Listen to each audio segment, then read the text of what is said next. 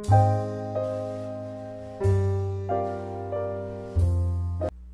buenos días, muchachos, bienvenidos a la clase de Ciencias Sociales del grado octavo. Recuerden que la clase se divide en geografía y en historia. Vamos a ver el tema de geografía. El tema de geografía que nos corresponde en este periodo es la democracia. ¿Qué es la democracia? Participación del pueblo en política. Recuerden, demos, pueblo, kratos, poder, es decir, el poder del pueblo. Por eso es una frase que aparece en el Senado de la República: voz populi, voz Dei, la voz del pueblo, la voz de Dios. ¿Cómo nace la democracia? En Atenas.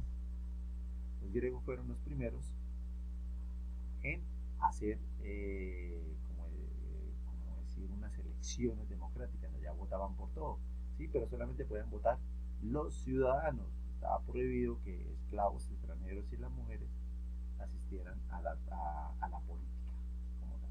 Luego hablamos de Roma. En Roma, recuerden que hay una parte que es la monarquía, luego viene la parte de la república y luego viene la parte imperial. Pero vamos a centrarnos en el tema de la república, ¿sí? El senado. ¿Quiénes escogían a los senadores? Pues eran los más ricos y todo eso. Entonces, ellos, los senadores, eran los que tienen la representación del pueblo, ¿sí? Entonces, es decir, el senado tenía que comprar al pueblo pan, luchas, todo eso, pues, para tener al pueblo ocupado mientras ellos se encargaban de lo que era la política como tal. Ya después pasamos a lo que fue la Revolución Francesa. Recuerden que la Revolución Francesa va a romper el esquema de la monarquía absoluta. Ya el rey no manda, no, es el pueblo. ¿Por qué? Porque el pueblo fue el que se manifestó en contra del rey y su familia. Esa revolución va a cambiar la historia de la humanidad, tanto política, social como filosóficamente. ¿Listo? Y va a traer una nueva época en donde el pueblo se va a enfocar más en la parte de política. ¿Listo? Bueno, entonces, en la democracia moderna, pues obviamente el pueblo es el que manda. El pueblo es el que hace sus propias leyes, ¿sí? Pero para que exista una democracia moderna tiene que haber una separación de poderes. Recuerden, legislativo, ejecutivo y judicial, cada uno por separado, ¿cierto? Encabezado ya sea por un primer ministro o por un presidente, ¿sí? Otra característica de la democracia: que se respeten y se promuevan los derechos universales del ser humano. ¿Y en dónde están consignados esos derechos universales del ser humano? Desde el ser humano, perdón, en la Constitución, en este caso, pues la Constitución de Colombia, ¿cierto? Entonces, la democracia es una forma de vida. ¿Por qué? Porque va a promover valores como el respeto y la tolerancia. ¿Listo? Hay varios tipos de democracia. Tenemos la democracia directa, la democracia representativa y la democracia participativa. Entonces, la democracia directa, ¿sí? En Atenas. Vamos a la guerra, listo, votemos. Sí, vamos a la guerra, no vamos a la guerra. Entonces, todos los que eran llamados ciudadanos votaban para eso, listo. La democracia representativa, nosotros escogemos nuestros representantes, consejo. En la parte de la gobernación están en la asamblea departamental, cámara de representantes, senadores, ¿sí? Alcaldes, gobernadores y hasta el mismo presidente, ¿cierto? Entonces, ahí, ¿listo? Bueno, democracia participativa debe ser la mejor, ¿sí? En donde todos, absolutamente todos los ciudadanos tienen el derecho y el deber, ¿sí?, de escoger a sus líderes, ¿sí?, o ellos mismos decir: yo soy candidato y yo voy a hacerlo todo para el bien de la comunidad. Por eso esta idea de la democracia participativa, ustedes van a ver con la profesora Carea a Jürgen Habermas, que fue el teórico que habló sobre que esta es la mejor forma de democracia que existe. Bueno, ¿y cómo usted participa en política? Pues a través de ¿qué? Del voto popular o sufragio. En el colegio ya lo hicieron. ¿A quién escogieron? El representante de cada salón. Y escogieron también a su personera, ¿cierto? Entonces, desde muy pequeños estamos haciendo eso. ¿Por qué? Porque cuando cumplan 18 años, pues ustedes van a ser los que van a escoger a los que ya dije, alcalde, gobernadores, presidente y todo lo demás, ¿cierto? Bueno, aparte de, pues, o con el voto, con el sufragio, también se pueden hacer otros mecanismos, como lo es la consulta popular, el plebiscito y el referendo. ¿Todo para qué? Pues para mirar cómo está funcionando el país, si de verdad nuestros líderes están haciendo lo que nosotros queremos que hagan, ¿sí? Porque recuerden que en la democracia el pueblo es el que manda, ¿sí? Por eso en el plebiscito el Poder Ejecutivo somete al voto popular una decisión relevante. ¿Se acuerdan el plebiscito que hubo para ver si los de la paz, si queríamos paz o queríamos ver? Bueno, eso ahí, un cambio ahí entre plebiscito y entre plebiscito y consulta y referéndum, ¿sí? ¿Por qué? Porque el referendo es para modificar o derogar una ley. ¿Listo? Son dos cosas completamente distintas, ¿sí? La una es para mirar por dónde vamos a llevar el país y la otra es, ¿esta ley sirve o no sirve? Bueno, nosotros aquí en Colombia tenemos dos partidos tradicionales, que es el Partido Liberal y el Partido Conservador, pero a partir de 1991 surgió un sancocho político, ¿sí? Encontramos Cambio Radical de la U, hijitos, ¿sí? El de Corazón Grande y todo eso, uribismo, encontramos el nuevo liberalismo, que es un emoji que es con bigote, ¿sí? La Alianza Verde, ¿sí? Las comunidades afrodescendientes, ADA, de aquí el caso de la señora alcaldesa de California, ¿sí? Encontramos bueno, un sinfín de organizaciones y movimientos políticos y sociales que son la representación de toda la sociedad. ¿Listo? Y todos tienen sus mismos derechos, todos tienen las mismas condiciones y todos tienen las mismas oportunidades. Bueno, ¿cómo ha sido la evolución democrática en Colombia? ¿Sí? Pues ahorita estamos regidos bajo la Constitución de 1991, pero desde el siglo XIX tenemos nuestras propias constituciones, como ya les dije, liberales y conservadores. Antes, ¿quiénes votaban? Pues los que tenían poder, plata, ¿sí? Pues ellos eran los únicos que podían votar, que nunca habían pobre votando, ¿sí? Y si no tenían plata, debían tener un título universitario, por eso los analfabetas tampoco, ¿sí? O sea, para poder votar usted debía leer y escribir. ¿Listo? Bueno, entonces, una de las ideas radicales, que eso lo vamos a ver ahorita, de las reformas liberales de mitad del siglo XIX fueron la abolición de la esclavitud, o sea, se acaba ya por fin la esclavitud, cosa que intentó hacer Simón Bolívar en 1919, 1921, pero en 1819, 1821 no lo logró, y sí lo van a hacer hasta 1851, ¿sí? Por eso antes se llamaba libertad de vientres, ¿sí? Separar la iglesia del Estado. Recuerden que los liberales, los liberales dicen la iglesia por un lado, el Estado por otro. Mientras los conservadores no, que deben ser los dos unidos, que tal, porque Dios debe gobernar con la política y todo. Pues eso es así, ¿cierto? Antes se podía votar a partir de los 21 años, hoy en día a partir de los 18. Y por ahí hay una ley dice que a partir de los 16. Bueno, ¿qué tanto ético, qué tanto moral tiene un muchacho de 16 años para votar? No lo sabemos. También ha influido mucho en la organización de nuestro Estado, ¿sí? Colombia ha pasado por república, república unitaria, república federal, ¿sí?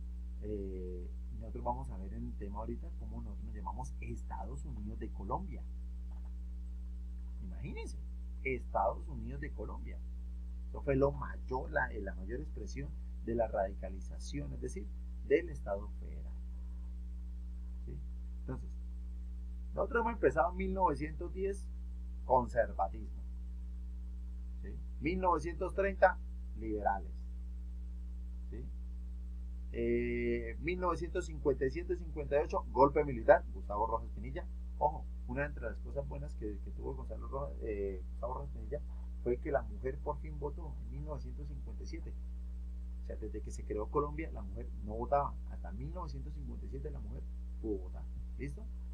Bueno, luego viene la época de la violencia y luego otra vez viene el Frente Nacional, que fue por una parte liberal, luego un gobierno conservador, una parte liberal, eso lo vamos a ver en temas de 90.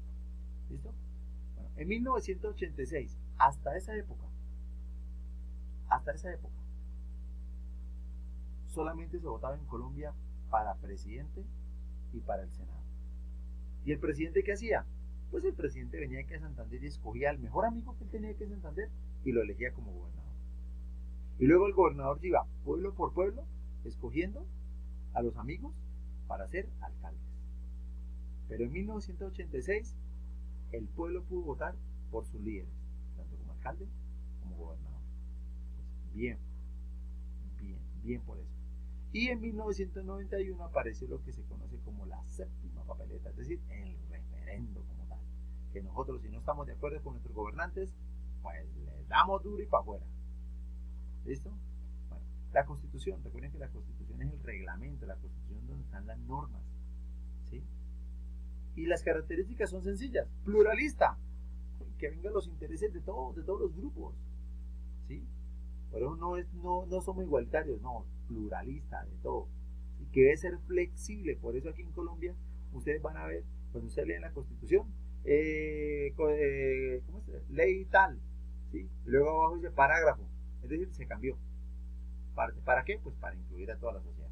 ¿Listo? Como les dije, Colombia ha tenido muchísimas constituciones. La Gran Colombia en 1821, la República Nueva Granada en 1832, la de 1858 que era la Confederación Granadina, luego la de 1863 que fue la de Estados Unidos de Colombia, luego fue la de 1886 que ya se llamó República de Colombia como tal, y hasta el día de hoy. ¿Sí? Cada una viene con sus características, una era liberal, otras eran conservadoras, y la última fue la de 1991 que fue una Asamblea Nacional Constituyente. Es decir, el pueblo se cansó de una constitución de más de 100 años para decir, ya debemos cambiar, ya debemos hacer algo distinto por el bien de la sociedad. Bueno, muchachos, aquí está el tema de ciencias sociales, el tema de geografía. Aquí les dejo algunos videitos, por favor, para que profundicen más sobre el tema, y aquí está la tareita. ¿Listo? Entonces, muchachos, juiciosos con eso, ¿listo? Bueno, muchachos, siguiendo con el tema de historia. ¿Sí? Este cuarto periodo vamos a ver qué pasó siglo XIX, 1850 hasta 1902. ¿Listo? Este tema ya lo vimos en el segundo periodo, que fue desde 1800 a 1850, lo que fue el movimiento del grito de independencia, la batalla de Boyacá, los gobiernos de Santander, los gobiernos de Bolívar y obviamente pues los gobiernos hasta mitad del siglo XIX. En este caso vamos a ver la revolución liberal que hubo en Colombia, en lo que fue la sociedad neogranadina, ¿sí? Con el nacimiento de los dos grandes partidos políticos, liberal y conservador. Por un lado tenemos a Tomás Cipriano de Mosquera, ¿sí? Y por el otro lado tenemos a José Hilario López. ¿Listo? Bueno, entonces, ¿quiénes fueron los que participaron en la política en el siglo XIX? Los jóvenes liberales y los artesanos. De los jóvenes liberales, Revolución Europea de 1848, ¿sí? Decían que el Estado no tenía progreso, ¿sí? Y que ellos querían proponer ese progreso a través de las reformas liberales. Ellos fueron llamados los liberales radicales. Mientras los artesanos que estaban en las fábricas, ¿sí? Ellos ya tenían conciencia de los derechos como ciudadanos y cómo podían participar en la política, ¿sí? Se crearon las famosas sociedades secretas, sociedades democráticas, primero en Bogotá y luego en varias partes del país, ¿sí? Y ellos fueron influenciados por parte del socialismo europeo. Entonces había que mirar cuál era el papel de esta nueva sociedad, ¿sí? Cómo los viejos terratenientes, la élite, iba a sobrellevar la participación política de tanto artesanos como de los jóvenes. ¿Listo? Por eso hubo ese choque entre qué va a pasar con la educación y cuál es el papel de la iglesia en la sociedad. ¿Listo? En 1849 va a llegar José Hilario López, ¿sí? Va a ganar las elecciones del 7 de marzo. ¿Sí? ¿Cuál es la idea de él? Pues comercio exterior para que entren dineros, ¿sí?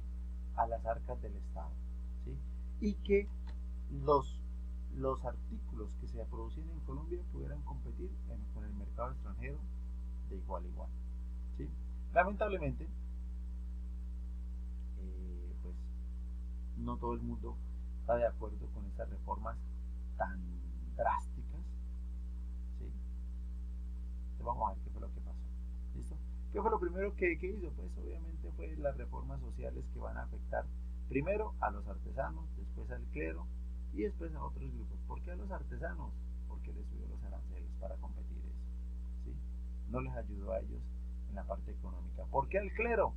Porque les quitó todo el poder que tenía la Iglesia Católica, ¿sí? Ustedes van a ver que les va a quitar, inclusive había una ley que llamaba la ley de manos muertas, ¿sí? ¿Qué significaba eso? Resulta que cuando un gran señor moría, murió don Perencejito Garavito, murió, ¿sí?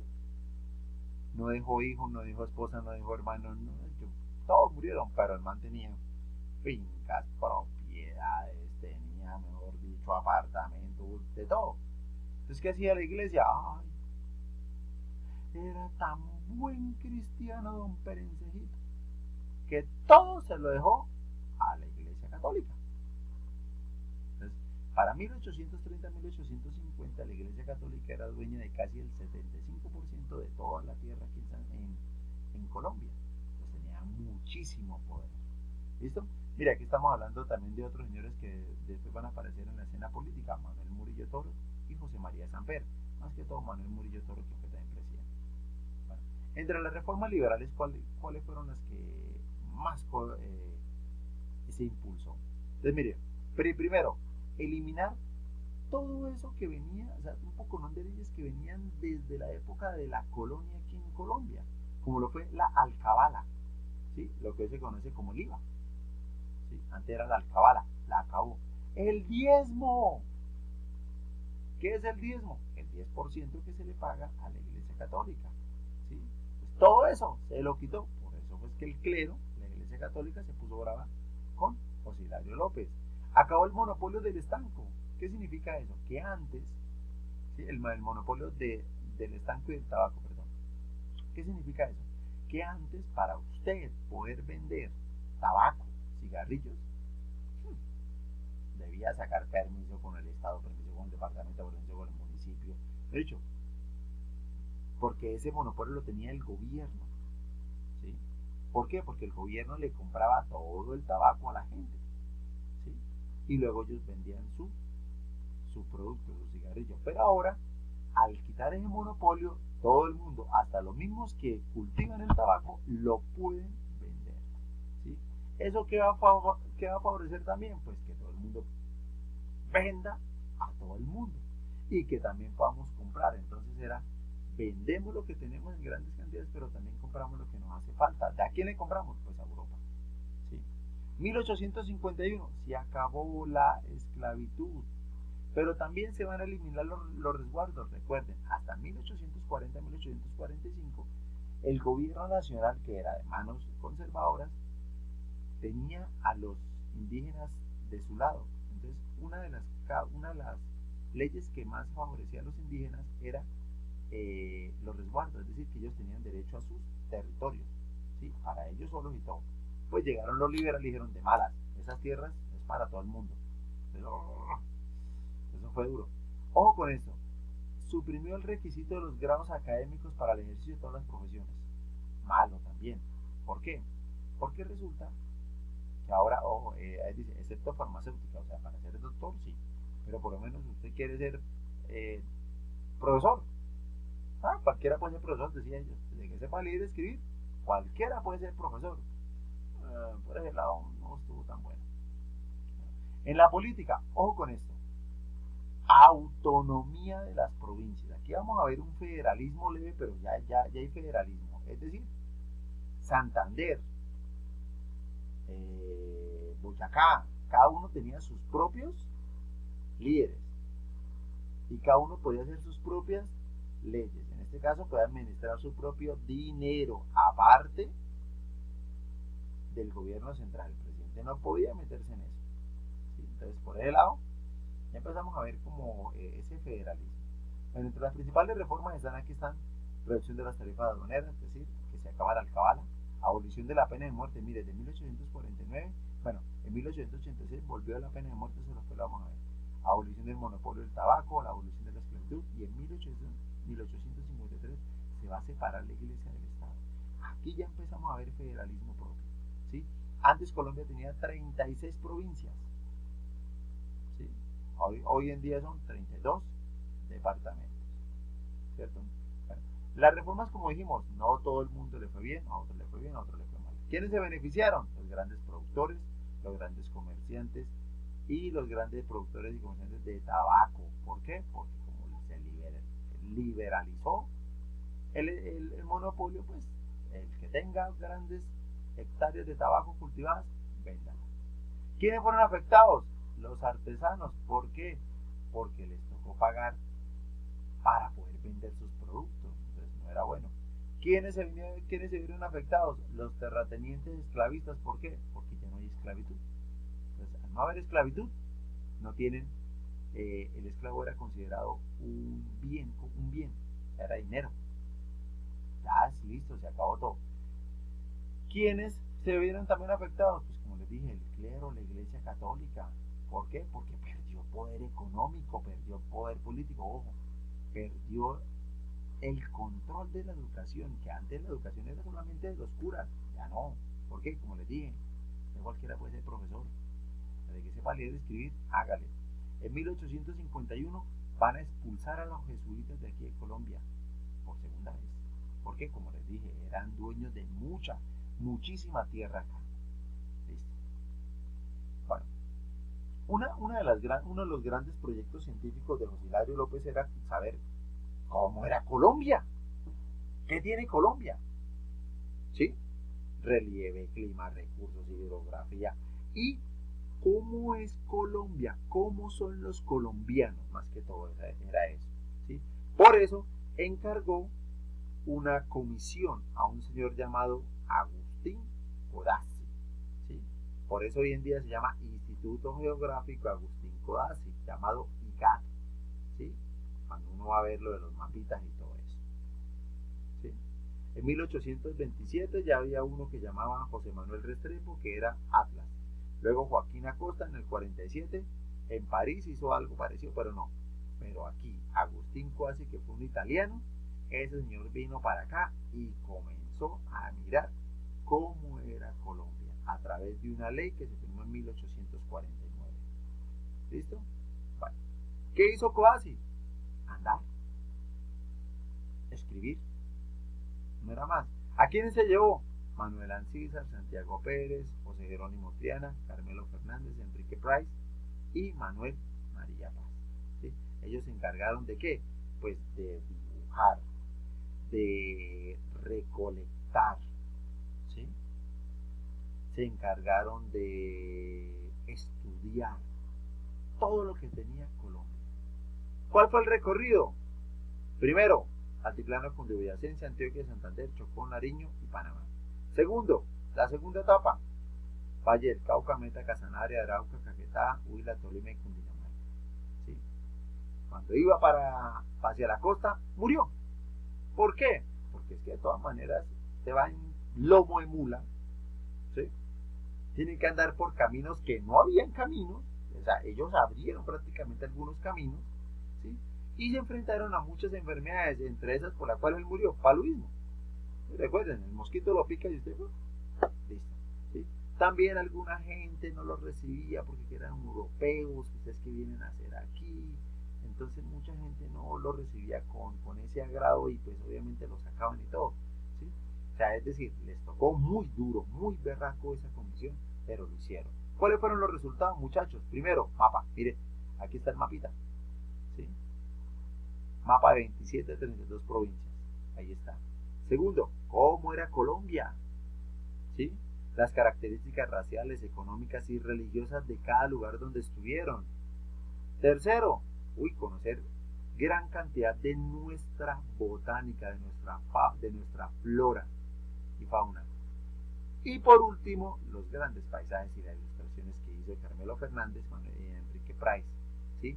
Todos los lugares que recorrieron lo dibujaron, hicieron pinturas al óleo y todo eso. Entonces, eso quedó para Colombia.